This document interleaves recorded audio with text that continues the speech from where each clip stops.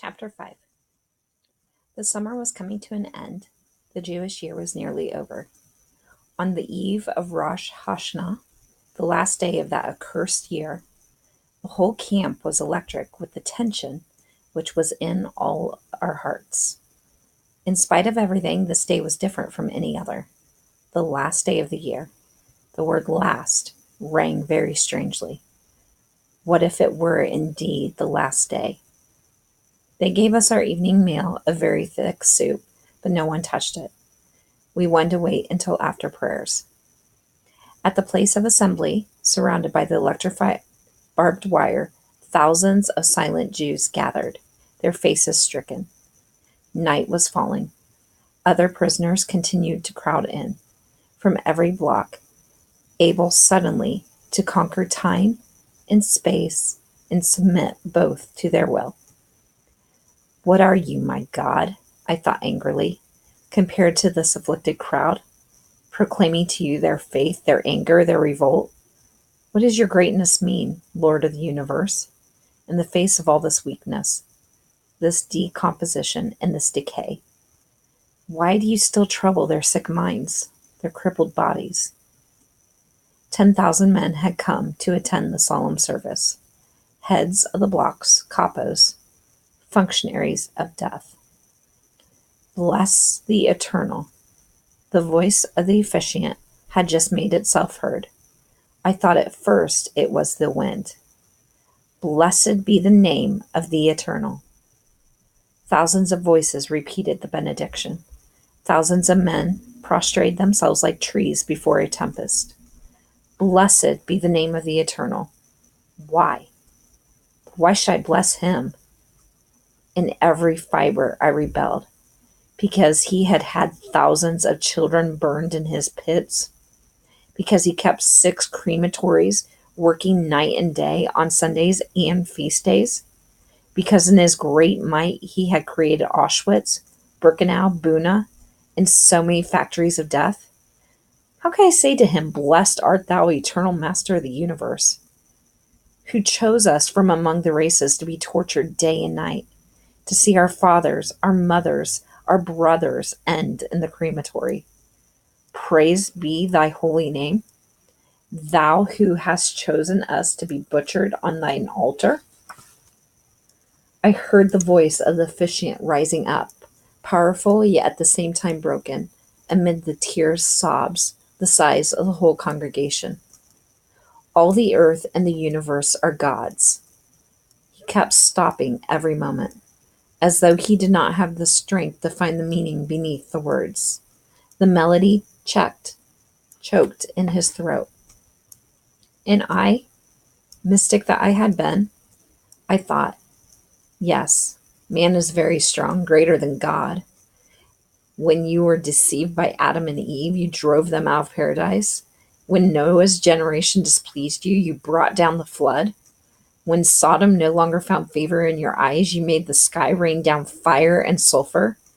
But these men here, whom you have betrayed, whom you have allowed to be tortured, butchered, gassed, burned, what do? They pray before you. They praise your name. All creation bears witness to the greatness of God. Once, New Year's Day had dominated my life. I knew that my sins grieved the Eternal. I implored his forgiveness. Once I had believed profoundly that upon one solitary deed of mine, one solitary prayer, depended the salvation of the world. This day, I had ceased to plead.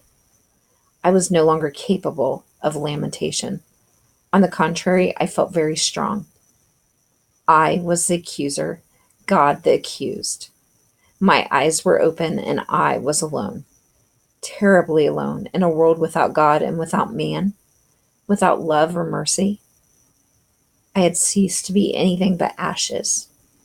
Yet I felt myself to be stronger than the Almighty, to whom my life had been tied for so long. I stood amid that praying congregation, observing it like a stranger. The service ended with the Kaddish. Everyone recited the Kaddish over his parents, over his children, over his brothers, and over himself. We stayed for a long time at the assembly place. No one dared to drag himself away from this mirage. Then it was time to go to bed, and slowly the prisoners made their way over to their blocks. I heard people wishing one another a happy new year. I ran off to look for my father, and at the same time I was afraid of having to wish him a happy new year when I no longer believed in it. He was standing near the wall, bowed down, his shoulders sagging as though beneath a heavy burden. I went up to him, took his hand, and kissed it. A tear fell upon it. Whose was that tear? Mine? His? I said nothing, nor did he. We had never understood one another so clearly. The sound of the bell jolted us back to reality. We must go to bed.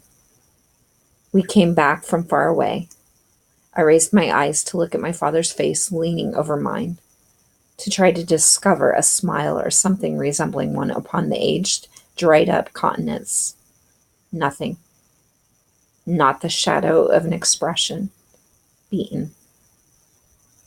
Yom Kippur, the Day of Atonement. Should we fast? The question was hotly debated. To fast would mean a surer, swifter death. We fasted here the whole year round. The whole year was Yom Kippur. But others said that we should fast simply because it was dangerous to do so. We should show God that even here in this enclosed hell, we were capable of singing his praises.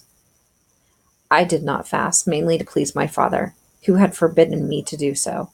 But further, there was no longer any reason why I should fast. I no longer accepted God's silence. As I swallowed my bowl of soup, I saw in the gesture an act of rebellion and protest against him, and I nibbled my crust of bread. In the depths of my heart, I felt a great void. The SS gave us a fine New Year's gift. We had just come back from work. As soon as we had passed through the door of the camp, we sensed something different in the air. Roll call did not take so long as usual. The evening soup was given out with great speed and swallowed down at once in anguish. I was no longer in the same block as my father. I had been transferred to another unit, the building one where, 12 hours a day, I had to drag heavy blocks of stone about. The head of my new block was a German Jew, small of stature, with piercing eyes. He told us that evening that no one would be allowed to go out after the evening soup, and soon a terrible word was circulating: selection. We knew what that meant. An SS man would examine us. Whenever he found a weak one, a Mussulman, as we called them, he would write his number down, good for the crematory. After soup, we gathered together between the beds. The veterans said, "You're lucky to have been brought here so late. This camp is paradise today compared with what it was like 2 years ago." Buna was a real hell then. There was no water, no blankets, less soup and bread. At night, we slept almost naked, and it was below 30 degrees. The corpses were collected in hundreds every day. The work was hard. Today, this is a little paradise. The capos had orders to kill a certain number of prisoners every day, and every week, a selection. A merciless selection. Yes, you're lucky. Stop it. Be quiet, I begged. You can tell your stories tomorrow or on some other day. They burst out laughing. They were not veterans for nothing. Are you scared? So were we scared, and there was plenty to be scared of in those days. The old men stayed in their corner, dumb, motionless, haunted. Some were praying. An hour's delay. In an hour, we should know the verdict, death or reprieve. And my father? Suddenly, I remembered him. How would he pass the selection? He had aged so much.